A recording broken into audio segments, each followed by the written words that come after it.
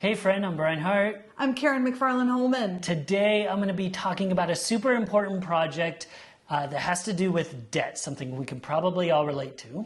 And I'm going to have you looking up into the skies. Let's get to it. My last cool sheet. And this is going to be a website project, a book, a film. It's all of the above. It is called The Debt Project. And in 2013, Brittany Powell made a difficult decision to file for bankruptcy for her photography business. In the years following the 2008 economic collapse, she found herself in a significant amount of debt. And this is a position that many Americans in the United States and across the country share, but it is a very isolating experience and one that is often steeped in a lot of shame. So she wanted to share her personal experience. She was kind of inspired by the "We Are 99% slogan that came from the Occupy movement, and she started this debt project that was like exploration of the role of debt and finance plays in the personal identity and social structure of people.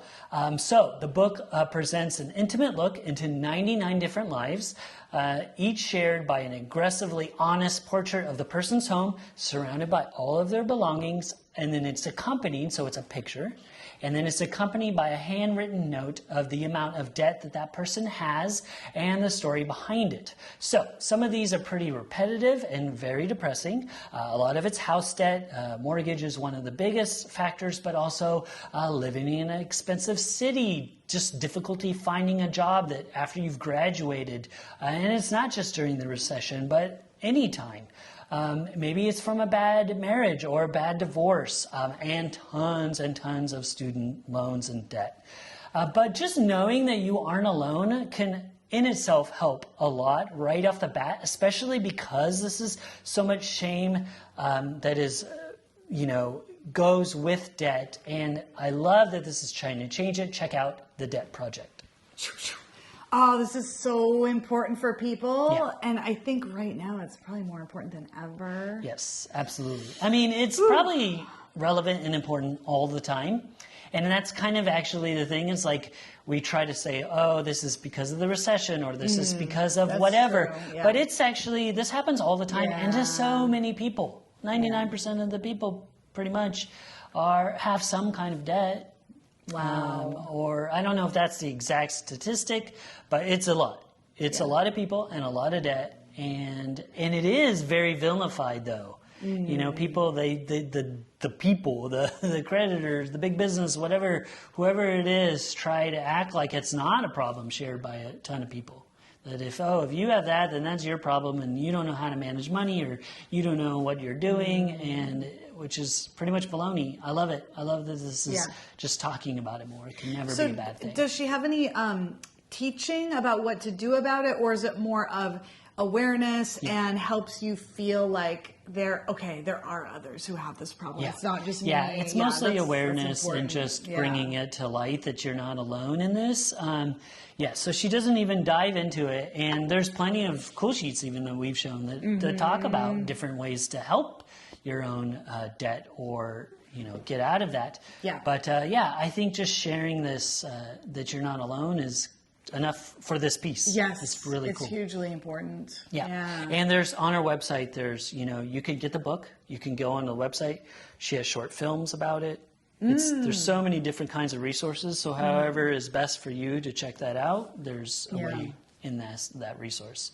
And again, that'll be on our show notes at bestest.com/ironchef. You can go to the show notes, you can check out this link and all the other links for all the other cool sheets. Excellent. Well, thank you for that. You're very welcome. And here I am with my last cool sheet. I'm going to be talking about something in astronomy, and it is called the Lagoon Nebula.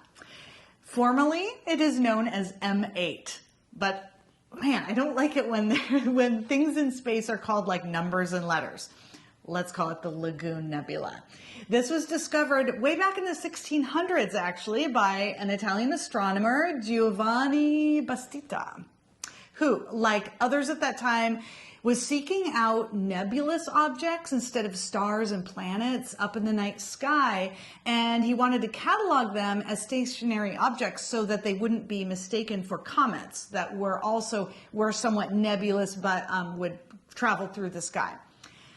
So let me talk a little bit about what a nebula is. A nebula, this is a distinct body of interstellar clouds. So these clouds can consist of cosmic dust, which can have hydrogen and helium and molecules that are creating this amorphous blob, essentially. And there are several different types of nebula. And I bring up specifically the Lagoon Nebula as a cool sheet for two specific reasons. And one of them is that it is a star-forming cloud of this interstellar gas. This means that it is essentially a star nursery where stars are actually born, where they're created.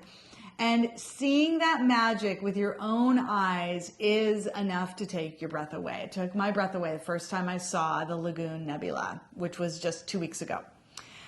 Second reason why I bring up the Lagoon Nebula specifically, it is one of the few star-forming nebula that is visible to the naked eye from mid-northern latitudes. However, I recommend looking for it with binoculars if you have that, or if you have a telescope if possible, because when it is magnified, you can see not only this shimmering cloud-like patch, but also the shining stars within it. And you can see the three-dimensionality of this gorgeous astronomical object, the Lagoon Nebula. Whoa, that sounds amazing. Magical. And Magical. to think that I just thought Nebula was a Marvel character and that's it. I didn't even know that. That's all I knew, and you didn't know at all. So that seems perfect. And what an enchanting name it has, the Lagoon Nebula. Yeah, very cool. Yeah, this is fascinating.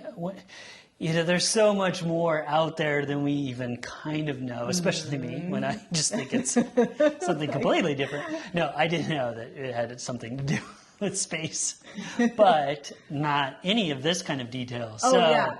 Now I want to check it out. I got to come to your house and see it on your telescope. Yes, you do. Yes, you do. You are invited. I bet is, I have binoculars that are like maybe at best you can see a bird a little bit closer, but nothing like nebula, well, you still one that you have. Yeah, probably, this one it's just better with the telescope. You could see it, but in terms of seeing that, like I said, it's like three-dimensional. Like you see the blob and you see the stars inside. All of that you really do need a telescope for that. And just knowing, these stars are being created here. Now, nebula, there are other types, as I said, and some of them are essentially the death of a star. So it could be like from a supernova could create that. And I believe the Crab Nebula, that's a fairly famous nebula. I've had that. It tastes good. No? Okay. I love crab nebulas. Nice. A little garlic butter. But yeah, which I guess that's the death of a star, and your crab is also dead in that case. Yeah. So, sadly, delicious. But crab nebulas, delicious. Yeah, astronomy. I love astronomy. Yeah. All right, friend. Thank you so much for joining us. I'm Brian Hart. I'm Karen McFarland Holman. And let us know in the comments, what's your relationship with that?